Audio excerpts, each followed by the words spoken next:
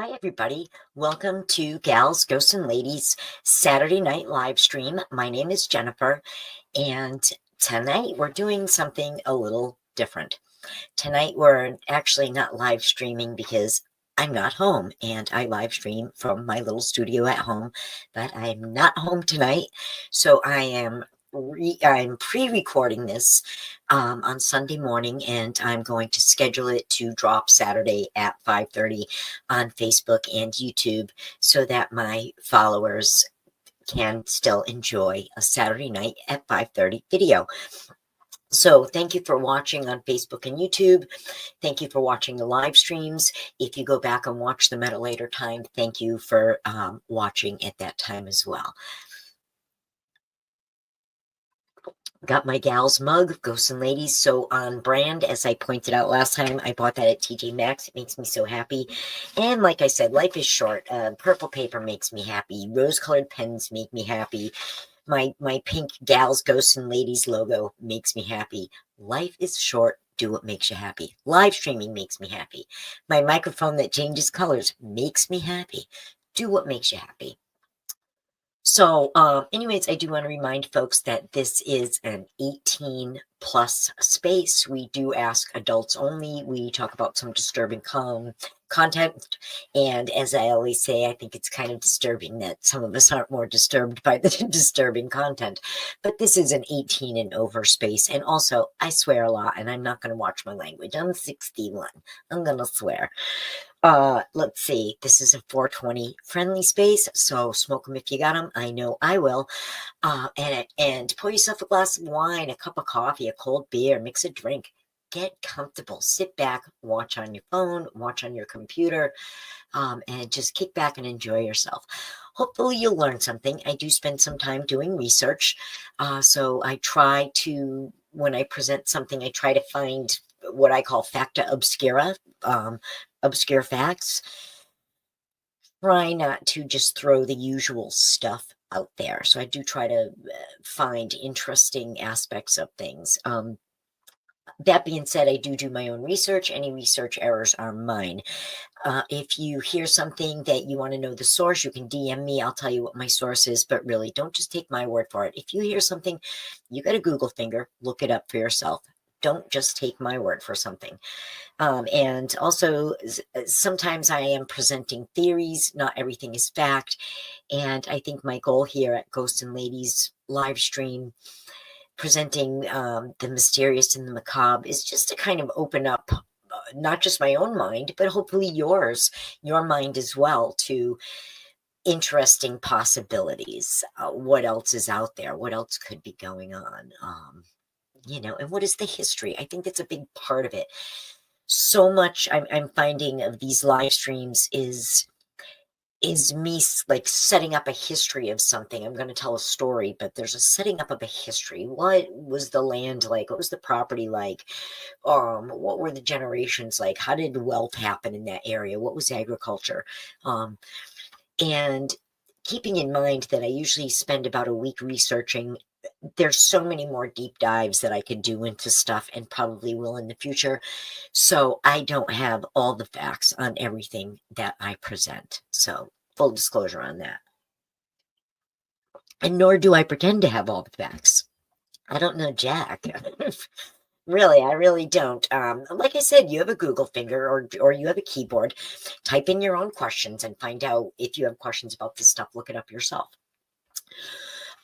But so tonight we're talking about the Green Ladies Cemetery in Burlington, Connecticut. And I wanted to say thank you to Lisa Aubie for suggesting this subject. And it was interesting. I said, I want to do a quick recording for a live stream for a night when I'm not home.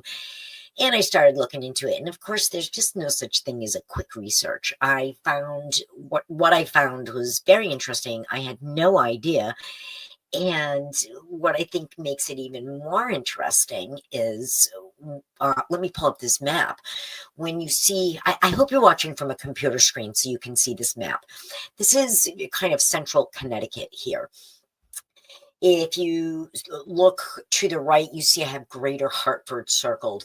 The Mark Twain house is there. I've been there. What a great place that is. I went with my girl cousins, and we had a blast. I definitely recommend that you go.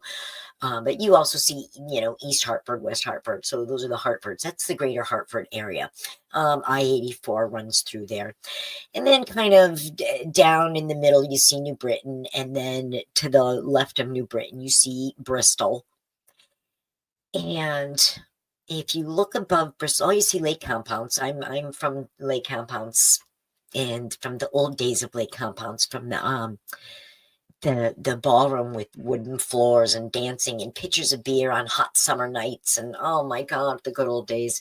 Anyways, which is interesting because that's about the time of the story that I'm going to tell of my own experience at the Green Lady Cemetery before I get into the history. Anyways, so you see Bristol, where it says 7 miles. If you look at that arrow, it points down to a pink rectangle. That is Burlington Avenue, and my parents in 1964 lived right there where that pink rectangle is on Burlington Avenue, and when I was born, that's where they lived. So that's where I was born. Now, look up and you see Seventh-day Baptist Cemetery, the Green Lady Cemetery, where the arrow is pointing. It's somewhere on that road in that area. But interesting, I was born, well, I wasn't born in that house, but you know what I mean. When I was born, I lived 7 miles from the Green Lady Cemetery. And I just thought I never realized that I was that close to that until now, looking into it. I find that interesting.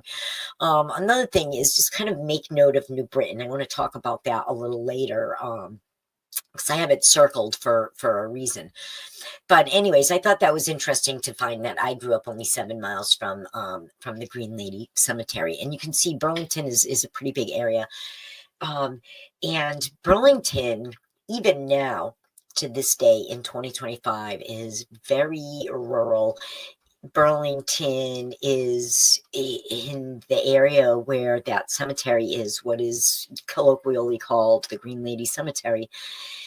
Is very wooded terrain. It's swampy terrain. There's fresh water in there. There's very dense forestry. There are bears and coyotes and bobcats and fisher cats, which are not cats. I think they're more related to a badger.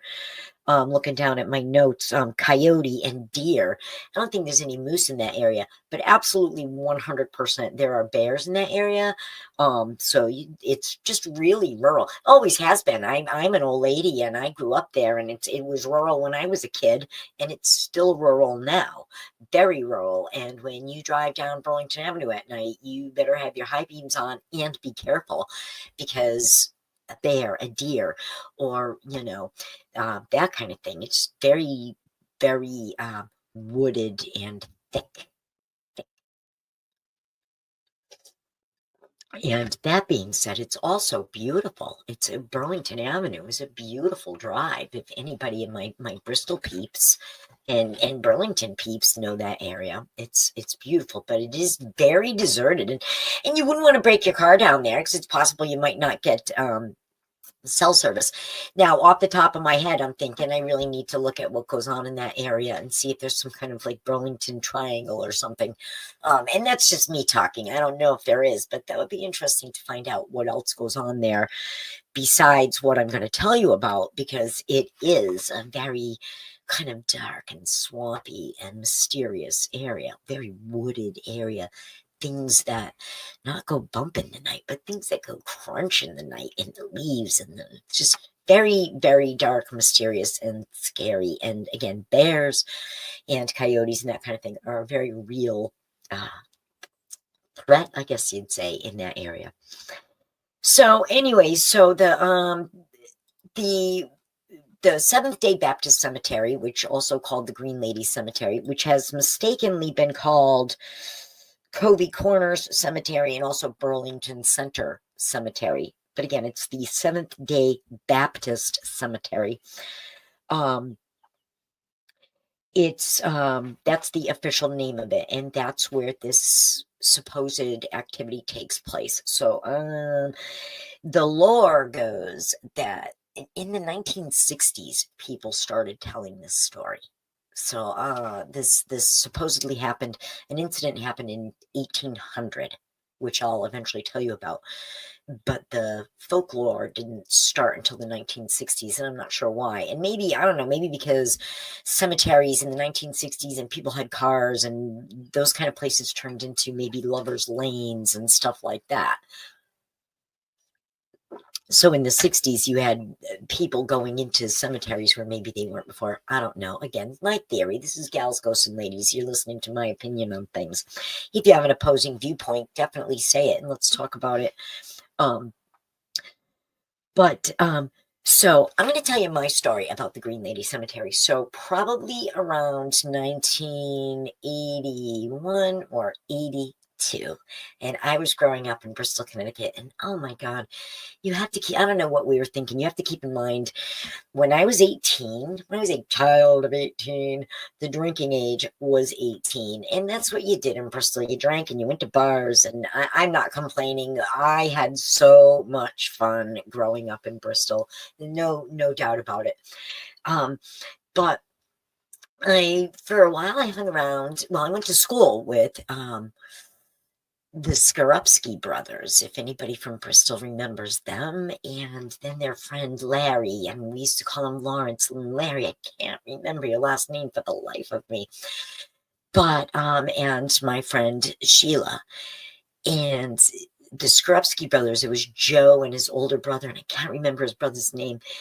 Again, I mean, this is 50, 40 some odd years ago, right?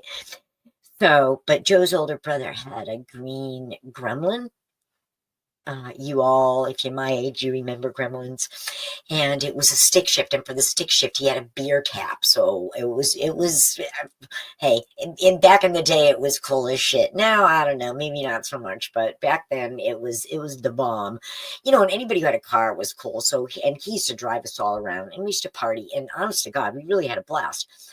So one night we were partying, and by partying, I'm sure we were drinking beer and smoking pot and driving around and looking for, I don't know, maybe a little mischief, but we were never troublemakers. We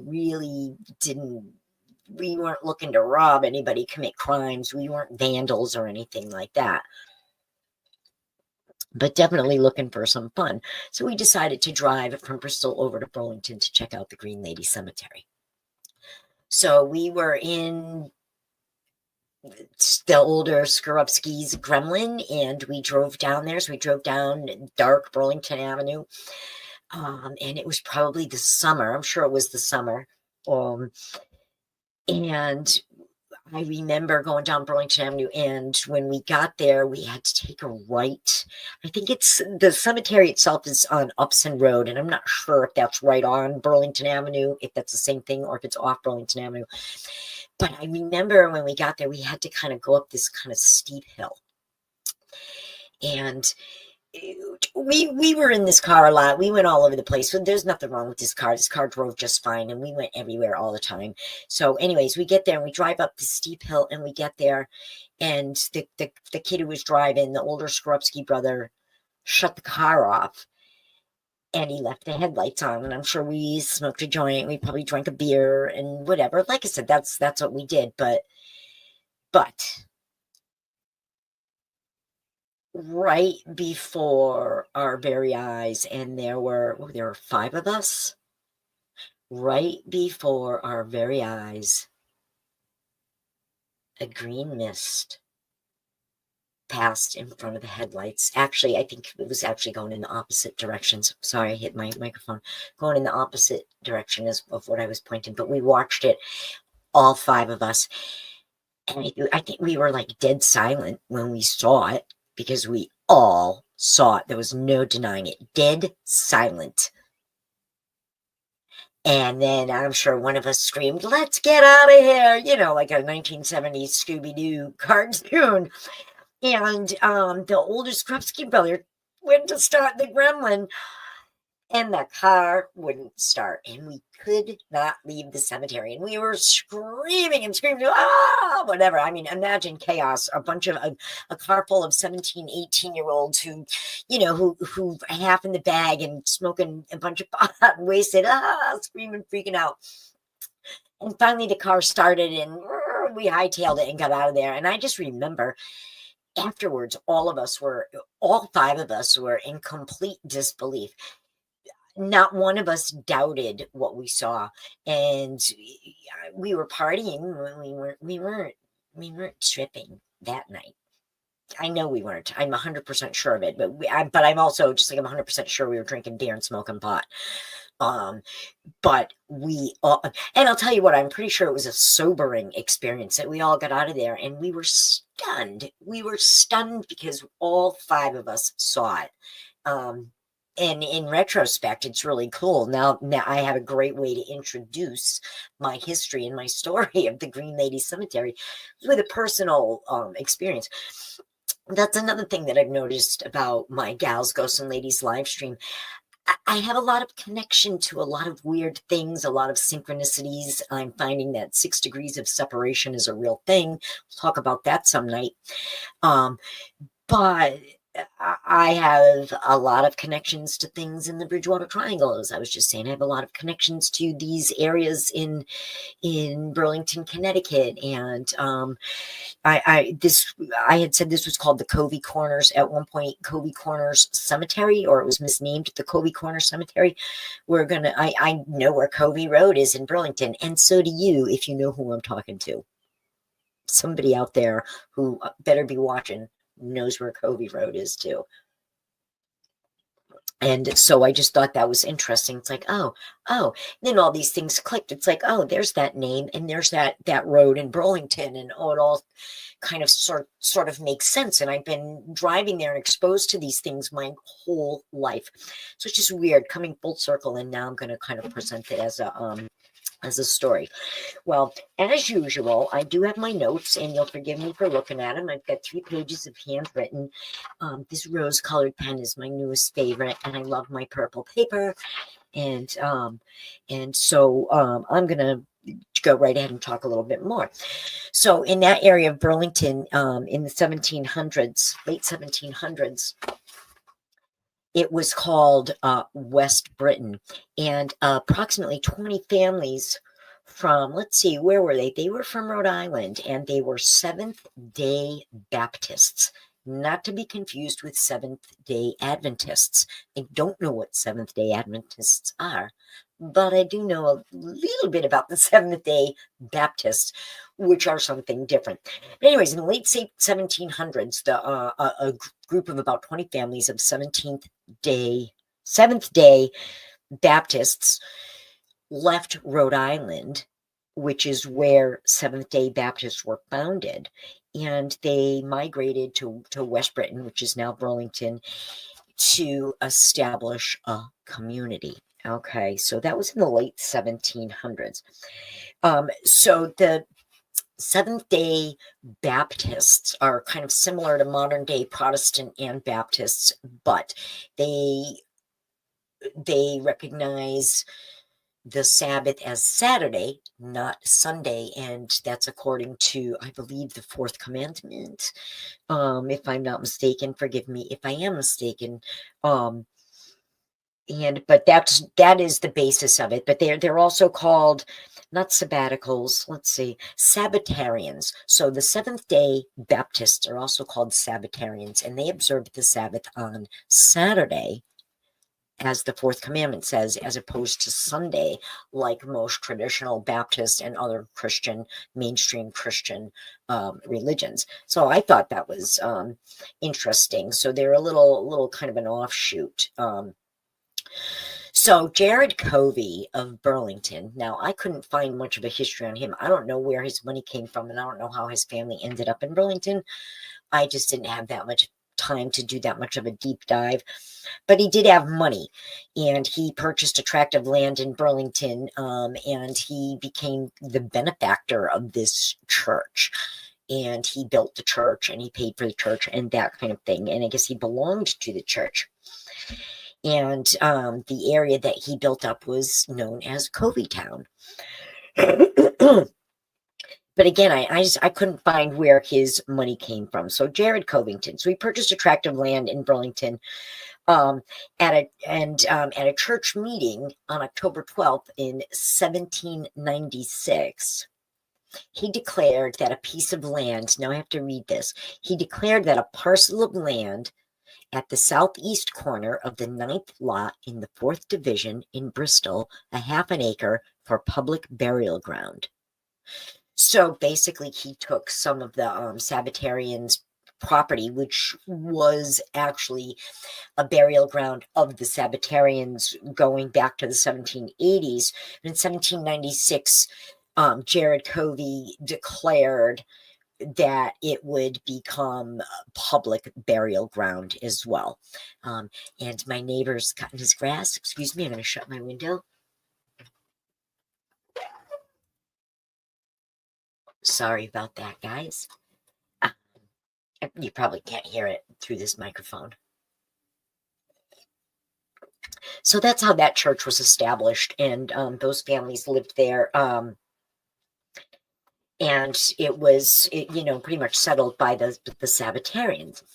Now, the story goes that brings us to the history of what happened to me and the folklore that started in the 60s and what so many other people claim that they saw. The story goes that on April 12th, 1800, a man named Benjamin Palmiter, and he was a Sabbatarian. He belonged to that community. Benjamin Palmiter went into Burlington to get some supplies. And while he was in Burlington picking up supplies, some bad weather kicked up.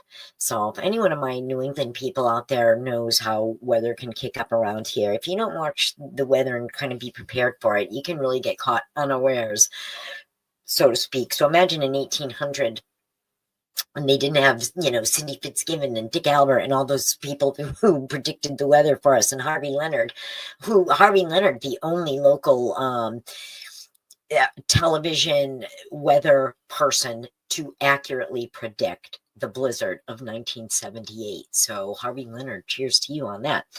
But my point is, weather can kick up in New England.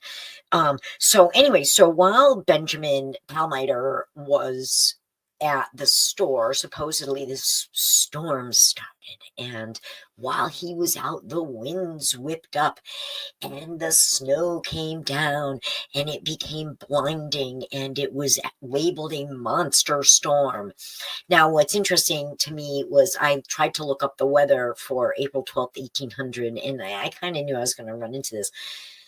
Weather records don't go back that far. They didn't keep track, so I couldn't find anything definitively that said that there was a blizzard on that day, but by all accounts, there was. So anyway, so Benjamin Palmiter stayed in town at the store and rode the storm out.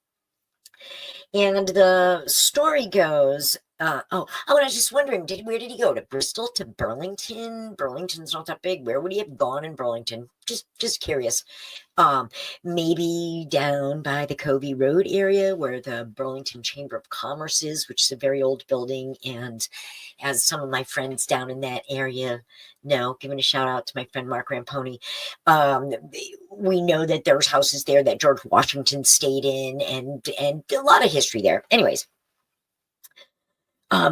So I wonder actually where this Benjamin Palmiter rode this storm out. So that's the story, and that he was gone, and the storm was so bad that his wife, Elizabeth Palmiter, was so distraught that her husband wasn't home in the storm that she rushed out of the house in her panic and her anxiety in nothing but her green dress, out into the blinding snowstorm, and it was windy and she couldn't see and she didn't have a coat on and she was in the elements, and she became disoriented and she ended up in a swamp, and she slipped and fell and drowned in the swamp.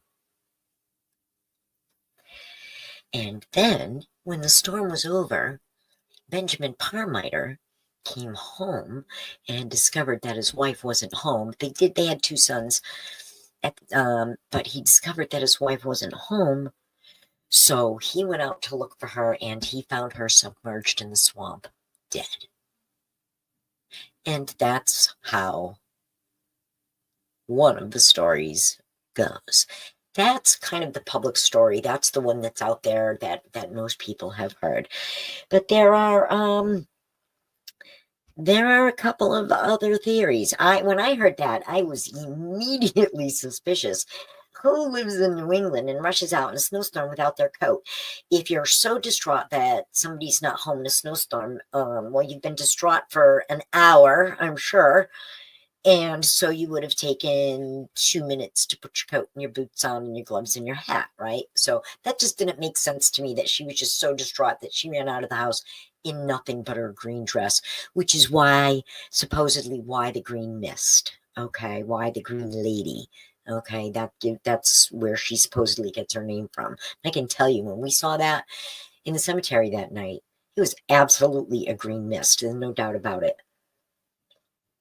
Even if I don't know what it was, and it could have been fog, and it could have been a will-o'-the-wisp or a swamp light or that kind of thing too. I don't know, but I know we saw something. So anyways, there are a couple other theories which I thought were interesting. I also want to say there is also another woman. The Green Lady of the Green Lady Cemetery, her name is Elizabeth Parmiter. There is another woman by the name of Elizabeth Parmiter, also buried in the Seventh-day Baptist Cemetery, and they are not related. The other Elizabeth Parmiter, who at first they thought she had something to do with this, her husband's name was Paul, not Benjamin. The one we're talking about was married to a man named Benjamin Parmiter. But the other Elizabeth, she actually did lose a son in that area. She lost a son, and he drowned in a swamp, in an interesting correlation of events that maybe are or aren't related, even if the people aren't. But hold that thought about maybe are or aren't related, because there's just a little more conspiracy behind this as I go on. And I hope you find this as interesting as I did. So the other theories are that that Benjamin Parmiter came home, found his wife missing, went out and looked for her, and found her in the swamp struggling, and ignored her cries for help. Refused to answer her pleas for rescue. And he let her drown in the storm, in the swamp, right before his very eyes. That's another theory. And then another theory, which to me really kind of seems one that makes a lot of sense, is that he killed his wife before the storm, dragged her out to the swamp, or on the cusp of the storm was coming, whatever, and he killed her, and he dragged her out to the swamp, dumped her in the swamp, then trekked into town, and the storm came, couldn't come home, and when he gets home, his wife is missing. To me, that kind of made a lot of sense. Given that I'm a forensic files girl, that kind of made a lot of sense to me. I find it interesting. There's such a cross between true crime and paranormal. I find it very interesting. To be a lot more to look at for live streams going forward. A lot of content. I love this. Never going to run out of things to talk about. I hope you guys don't mind listening to me, because I really have fun with this and I really enjoy it. And I'm learning so much.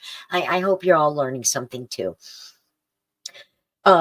So anyway, so those are a few theories. And there's also another theory. So this group, the Sabbatarians, were not welcome and not wanted in this area at all. And I don't know why. I just didn't get that far into it. But they were not. And there were a series of unfortunate accidents to many members of the congregation. And there's a theory that Elizabeth Parmiter, wife of Benjamin, the Green Lady Cemetery, may have been a victim of foul play at the hands of somebody trying to eliminate the Sabbatarians, the Seventh-day Baptists, from Burlington, Connecticut. Now, uh, the Sabbatarians were targeted so much so with accidents and accidental deaths and weird things happening, but they were targeted so much so that they completely left Burlington, Connecticut by 1820. So they've been completely gone from that area of Burlington for 200 years, but that cemetery is still there. And the last burial there was actually in 1820.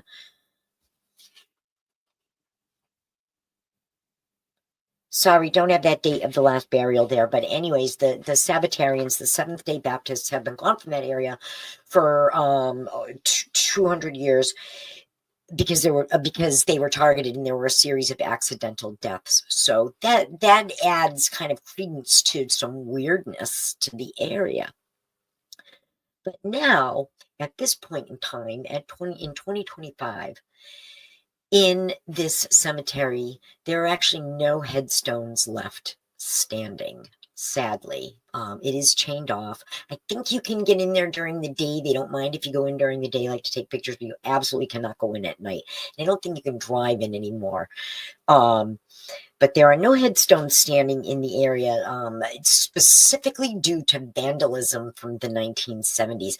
Again, I talked about like kids going there like to make out, and in the 70s you had kids going there to party and whatever. So I think there's kind of a natural progression about the folklore and the headstones being destroyed, which is a sad thing. And it's kind of a social commentary, which I try to avoid on gals. It is kind of a sad thing. And look what I was there. We were drinking and partying when I was there in the 80s. So again, there's kind of that progression of exactly what I'm talking about. You know, we should not have been there. We were trespassing. Don't do it. Don't do that at home, kids.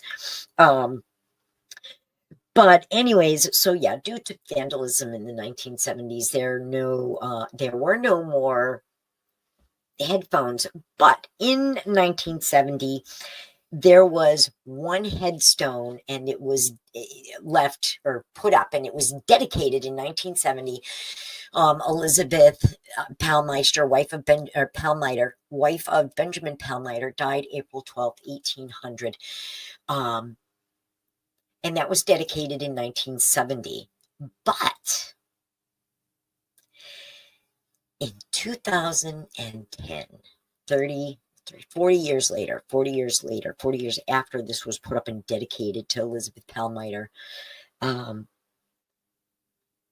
July 20th, between the hours of 7:30 a.m. July 20th and 11 a.m. on July 21st, somebody went into that cemetery and stole that 200-pound headstone that was put in place and dedicated to Elizabeth Palmiter, who, any way you look at it, died a sad and tragic death.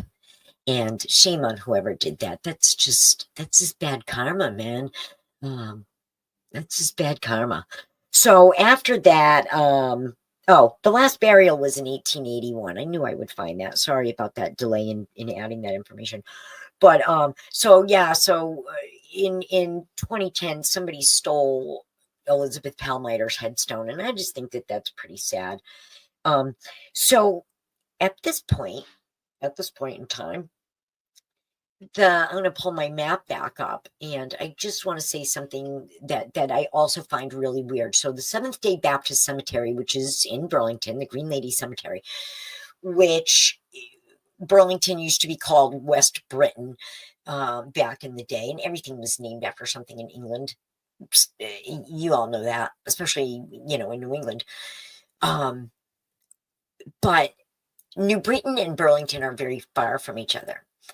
And strangely, the Seventh-day Baptist Cemetery in Burlington, Connecticut, is owned by the New Britain Department of Public Works.